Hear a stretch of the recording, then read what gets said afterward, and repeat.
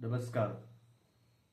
आज महाराष्ट्रावर काळाने घाला घालून एका फार मोठ्या राजनेत्याला हिरावून नेलेला आहे.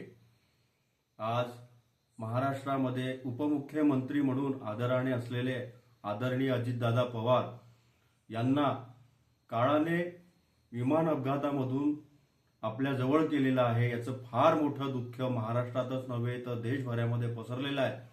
परंतु या घटनेशी कदाचित एक प्राकृतिक संबंध असावा असं चिंतनाविषयी वाटतंय. कारण माझ्या समक्ष बसलेले जगद्गुरू संत तुकाराम महाराज यांचे परमभक्त, त्यांच्या विचाराचे वारस आदरणीय संत मधुसूदन पाटील महाराज हे बसलेले आहेत.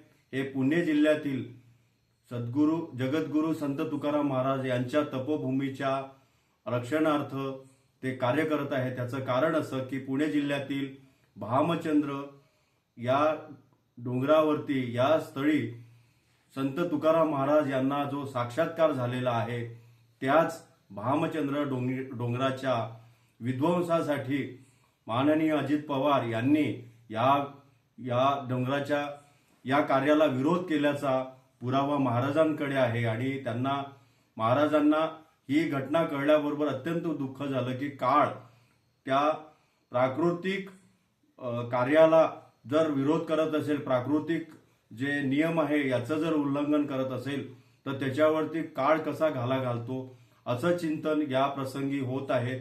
असं कुठल्याही राजकीय नेत्याशी किंवा प्रकृतीच्या विरोधामध्ये काम करणाऱ्याची होऊ नये असं त्यांच्या चिंतनाअंती वाटतंय. याचं कारण की गेल्या 15 वर्षापासून सतत तो भामचंद्र परिसर, संत जगद्गुरू तुकाराम महाराजांचा तपोभूमीचा परिसर अबाधित राहावा यासाठी ते कार्य करत आहे. आणि हा भाग माननीय अजितदादा पवार यांच्या अत्यारिक होता, परंतु ते कार्य त्यांच्या हातून अपूर्व राहिले अशी खंत व्यक्त करून आज त्यांना विनम्र श्रद्धांजली.